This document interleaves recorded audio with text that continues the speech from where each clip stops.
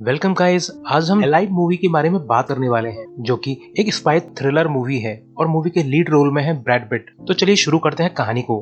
पर शुरू करने से पहले एक रिक्वेस्ट है कि अगर आप फर्स्ट टाइम हमारे चैनल को विजिट कर रहे हैं तो please subscribe our channel and support us. Movie की शुरुआत एक रेगिस्तानी इलाके से होती है, जहाँ पर एक आदमी पैराशूट से रेगिस्तान में उतरता है। इस आदमी का नाम मैक्स वतान है और ये जगह मोरक्को है और साल है 1942। मैक्स फिर पैदल चलकर एक कार तक पहुंच जाता है और कार के अंदर एक बॉक्स में मैक्स को कई सारे फेक आइडेंटिटी डॉक्यूमेंट मिलते हैं और साथ में गन्स वगैरह भी। ड्राइवर मैक्स को इन्फॉर्म करता है कि लुक फॉर हमिंगबर्ड और वो मैक्स को एक वेडिंग रिंग भी देता है और इस रिंग को मैक्स पहन लेता है।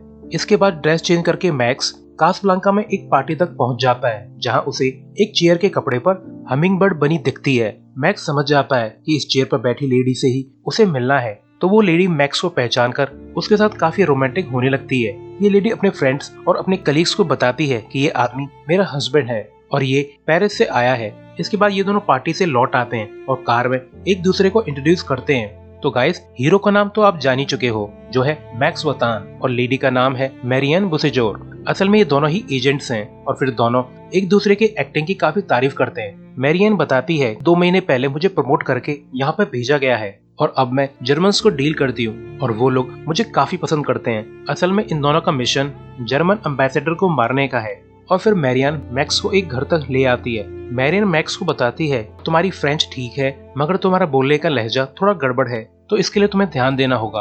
और एम्बेसडर की पार्टी 10 दिन में है और उसके इनविटेशन के लिए मैं तुम्हारी मुलाकात हेर हॉबर से करवाऊंगी और उनसे इनविटेशन कैसे निकलवाना है ये तुम्हारा काम है। फिर ये दोनों घर की छत पर जाकर बैठ जाते हैं और बातें करने लगते हैं। मैरियन बताती है कि यहाँ कासाब्लांका में अजीब ही लोग हैं। अगर हस्बैंड वाइफ फर्स्ट नाइट को घर की छत पर बैठकर रोमांटिक नहीं हो तो उन्हें शक होने लगता है और हम लोग भी ऐसा करके अपनी हस्बैंड वाइफ की स्टोरी को और ज्यादा कन्विंसिंग बना सकते हैं। और ऐसा होता भी है। एक घर से एक लेडी इन पे नजर रखे हुए थी। मैरियन बताती है कि वो लेडी एक जर्मन कैप्टन की बीवी है और वो ये चेक करना चाहती है कि हम लोग सही में हस्बैंड वाइफ है या नहीं। अगर उसे शक हुआ तो वो अपने पति को बता देगी और हम दोनों पकड़े जाएंगे। मैक्स बताता है कि वर्ल्ड वॉर खत्म हो जाने के बाद मैं एक रांच खरीदने वाला हूँ। नेक्स्ट मॉर्निंग मैरियन मैक्स को रेडी करने लगती है और फिर ये दोनों रेडी होकर एक जगह जाते हैं और खूब एंजॉय करते हैं। मगर मैक्स वहाँ पर एक जर्मन ऑफिसर को पहचान लेता है और कहता है मैं उस ऑफिसर को जानता हूँ, उसने मुझे एक बार इंटरोगेट किया था। तो ये दोनों सीरियस हो जाते हैं। वो ऑफिसर अंदर चला जाता है और मैक्स उसका पीछा करता है। मगर जब वो जर्मन ऑफिसर किसी को फोन पर अर्जेंटली कुछ रिपोर्ट करने वाला था, तब मैक्स उसका गला घोटकर उसे मार डालता है और उसके मुंह में पॉइजन डाल देता है ताकि ये मर्डर के बजाय एक सुसाइड लगे। असल में जर्मन ऑफिसर ने मैक्स को पहचान लिया था और वो अपने हायर अप्स को इसकी रिपोर्ट करने वाला था। फिर मैक्स और मैरियन यहाँ से निकल जाते हैं। रात को मैक्स पूछता है कि पेरिस में तुम्हारे साथ क्या हुआ था। असल में पेरिस के एक मिशन पर मैरियन की सारी टीम मारी गई थी सिवाय उसके। तो मैरियन बताती है कि वी सेक्शन ने हमें वहाँ मरने के लिए छोड़ दिया था। मैं सिर्फ इसलिए जिंदा हूँ क्योंकि मैं वहाँ से भाग निकली थी। इसके बाद नेक्स्ट डे ये अपनी गन से टारगेट प्रैक्टिस करते हैं। मैरियन बताती है कि कल मैं तुम्हें हेर होबार से मिलवाऊंगी और उसे पोकर खेलना बहुत पसंद है। पार्टी में एम्बेसडर 8:30 बजे तक पहुंच जाएगा और वहां पे गन्स हमें शैंपेन टेबल के नीचे मिलेंगी। 8:35 पर डाइवर्जन अटैक होगा और उसका फायदा उठाकर हम एम्बेसडर को ऊपर पहुंचा देंगे। इसके बाद खाना खाते वक्त मैरियन मैक्स को सीड्यूस करने का ट्राई करती है, पर मैक्स बस अपने खाना खाने पे ध्यान देता है। इसके बाद मैरियन मैक्स को हेर होबार से मिलवाने ले जाती है।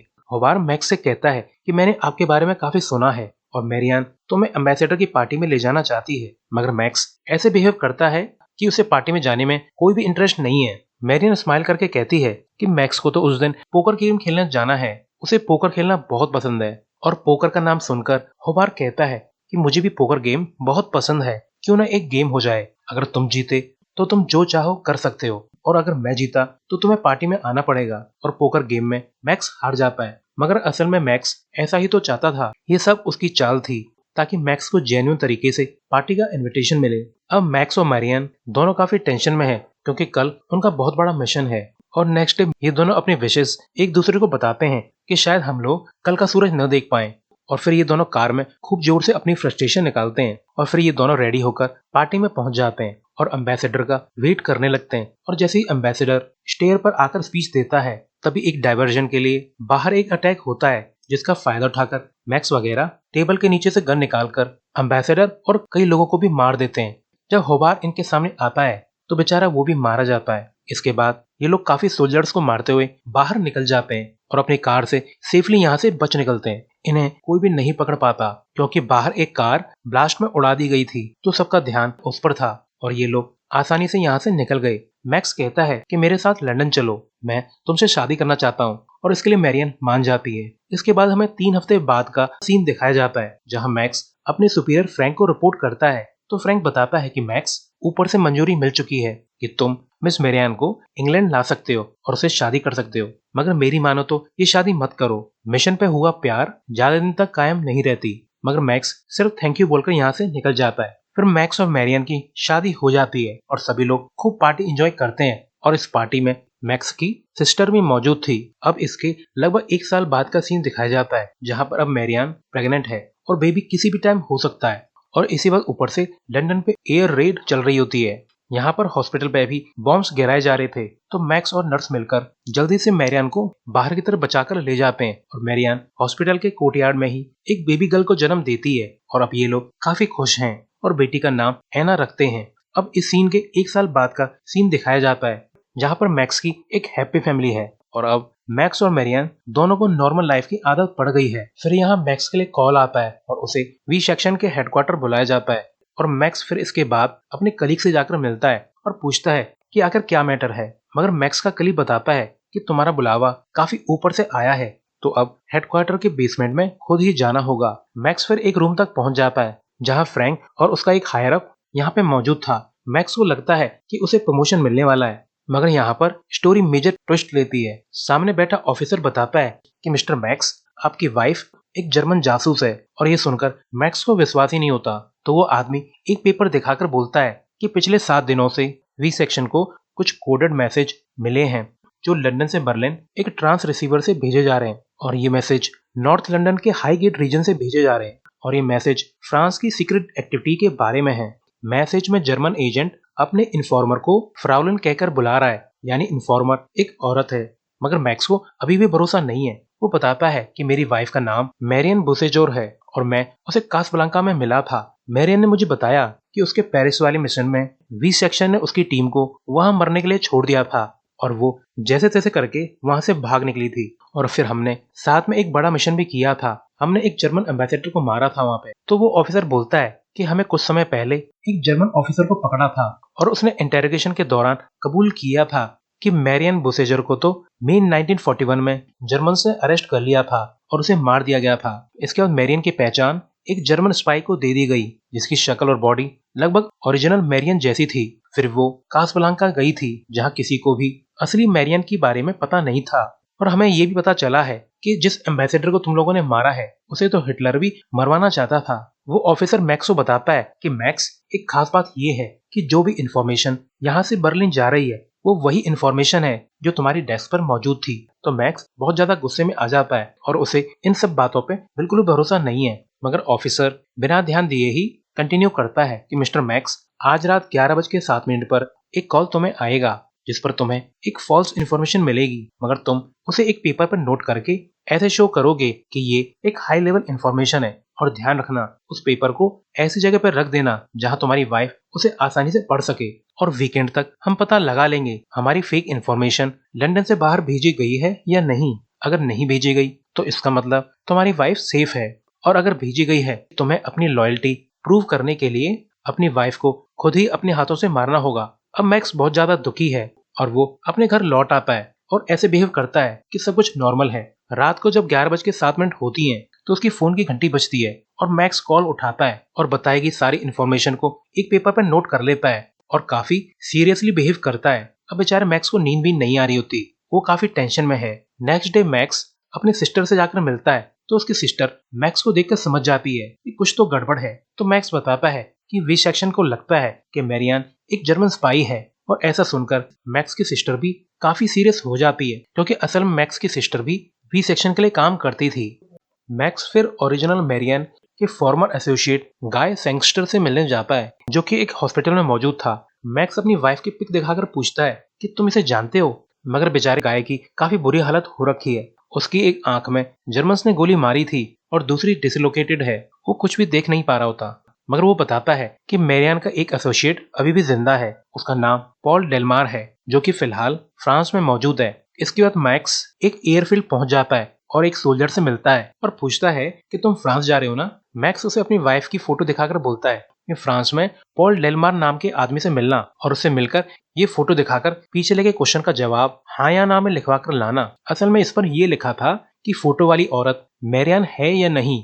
इसके बाद मैक्स एक पब में जाता है जहां पर उसकी वाइफ भी मौजूद थी, मगर उसे भी अंदाजा हो चुका था कि कुछ तो गड़बड़ है, क्योंकि मैक्स पिछली रात से कुछ अजीब बर्ताव कर रहा था। इसके बाद मैक्स अपने घर में एक पार्टी रखता है।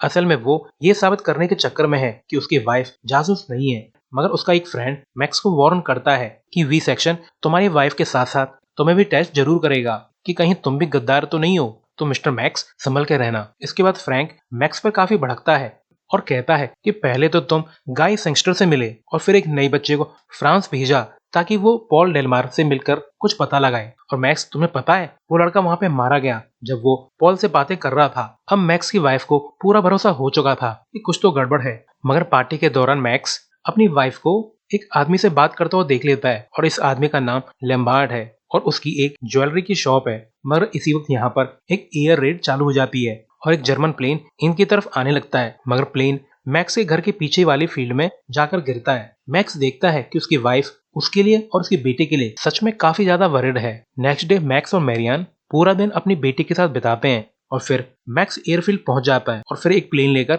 फ्रांस के लिए निकल जाता है। मैक्स वहां पर जाके एक आदमी से पूछता है कि पॉल डेलमार कहाँ पे मिलेगा, तो वो आदमी बोलता है कि वो तो जेल में है। और फिर ये लोग सीक्रेटली जेल के लिए निकल जाते हैं और वहां पहुंचकर एक गार्ड पे गन तान देते हैं और पॉल डेलमार के बारे में पूछते हैं, तो गार्ड उन्हें सही प्रिजन नंबर बता देता है। और फिर मैक्स पॉल तक पहुंच जाता है और पॉल को अपनी वाइफ का फोटो दिखाकर पूछता है कि क्या यही मैरियन बुसेजोर है, मगर नशे में पॉल को कुछ भी ढंग से दिखाई नहीं दे रहा होता। पॉल बताता है कि मैंने मैरियन को एक कैफे में जर्मन सोल्जर्स के सामने पियानो बजाते हुए देखा था, वो गजब का पियानो बजाती है। गाइस, पॉल रियल मैरियन के बारे में बात कर रहा है क्योंकि उसे तो फोटो में कुछ भी दिखाई नहीं दे रहा होता। वहीं जेल के बाहर कुछ जर्मन सोल्जर आ जाते हैं और मैक्स वगैरह उन पर फायरिंग करना स्टार्ट कर देते हैं और जर्मन टैंक को उड़ाकर यहाँ से भाग निकलते हैं। नेक्स्ट डे मैक्स अपने घर लौट आता है और अपनी वाइफ से कहता है कि मेरे साथ अभी चलो। फिर ये लोग पहले तो एना को उसकी नैनी के पास छोड़ के आते हैं और फिर ये दोनों एक पब में पहुंच जाते हैं और मैक्स मैरियान को एक पियानो शो करके बोलता है कि मैं चाहता हूँ कि तुम मेरे लिए पियानो बजाओ। और उसकी वाइफ काफी हेजिटेट करती है, तो मैक्स बोलता है कि मैरियन बुसेजोर ने एक कैफे में जर्मन्स के सामने पियानो बजाया था और मैं चाहता हूँ कि तुम वही ट्यून मेरे लिए बजाओ। उसकी वाइफ समझ जाती है कि उसका राज खुल चुका है और वो रोते हुए बताती है कि मैरियन एक बहुत बहादुर औरत थी। मुझे लगा जर्मन मुझे लंदन में नहीं ढूंढ पाएंगे, मगर उन्होंने मुझे यहाँ पे ढूंढ निकाला और मुझे धमकाया कि वो लोग एना को मार देंगे अगर मैंने बर्लिन इन्फॉर्मेशन नहीं भेजी।